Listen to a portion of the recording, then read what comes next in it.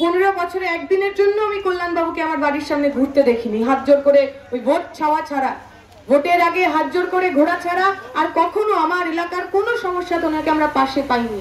আমরা বলছি এমন এমপি রেখে লাভ কি যাকে চোখে দেখা যায় না? ওই একটা সিনেমা ছিল না মিস্টার ইন্ডিয়া, তাতে হাতে ঘড়ি পড়লে অনিল কাপুর অদৃশ্য হয়ে যেত। আমাদের এমপির অবস্থাও তাই, উনি খালি ঘড়ি পড়েন না, এমনি এমনি অদৃশ্য হয়ে যাচ্ছে।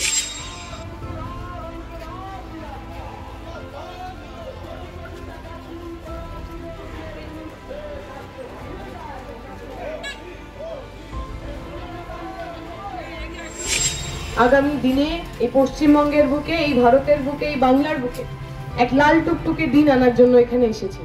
আপনারা জানবেন, আমাকে পরিচয় দেওয়ার আগে কমরেডরা বলছিলেন আমি জওহরলাল নেহেরু ইউনিভার্সিটির ছাত্র। আজ থেকে ঠিক 2 দিন আগে ওই জওহরলাল নেহেরু ইউনিভার্সিটিতে নির্বাচন হয়েছে। আমরা দেখেছি নির্বাচনের আগে অখিল ভারতীয় বিদ্যার্থী পরিষদ বিজেপির লোকেরা খুব নাচানাচি করছিল, বারবার বলছিল যে এইবার আবকি বার মোদী সরকার। জেএনইউতেও নাকি এবার এবিভিপির সরকার আসবে, জেএনইউতেও নাকি লাল ঝান্ডা বামপন্থীরা তারা ঘিরে যাবে। আমরা দেখলাম যখন নির্বাচন হলো, যখন সাধারণ মানুষ ভোট দিল আর নির্বাচনের ফল যেদিন বেরোলো, তখন 4টি আসনে বামপন্থীরা জিতলো, বিজেপি গো হারা হারলো, বিজেপি শূন্য হয়ে গেল। আমরা বিশ্বাস করি ওই লাল ঝড় পশ্চিমবঙ্গের বুকে, ভারতের বুকেও আসবে, কারণ সাধারণ মানুষ জানেন তার বন্ধুকে, সাধারণ মানুষ জানেন তার দুঃখ দুর্দশায় দুর্দিনে কারা তার সঙ্গে থাকে।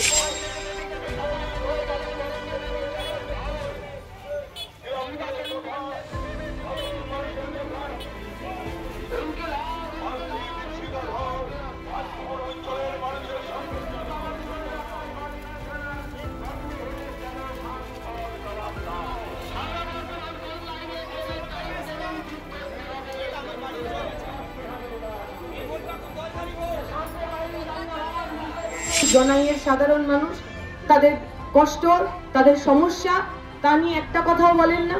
আমাদের বন্ধ হয়ে যাওয়া স্কুল, চাষের দাম না পাওয়া, 100 দিনের কাজ বন্ধ হয়ে যাওয়া, ইন্দিরা আবাসন, প্রধানমন্ত্রী আবাসন, তার টাকা মেরে দেওয়া, এই সমস্ত কিছুর বিরুদ্ধে যিনি কাজ করতে পারেন না, যিনি শুধু নির্বাচনের আগে আমাদের ভোট নেন আর ভোটের পর গায়েব হয়ে যান, এমন সাংসদ আমরা চাই না। আসুন বিজেপি তৃণমূলকে হারাতে শ্রীরামপুরের বুকে সাধারণ মানুষের বন্ধু এই লাল ঝান্ডার উপর আমরা ভরসা রাখি। আগামী 20 তারিখ কাস্তে হাতুড়ি তারা চিহ্নে আমরা এই বামপন্থীদের বিপুল ভোটে জয়যুক্ত করি।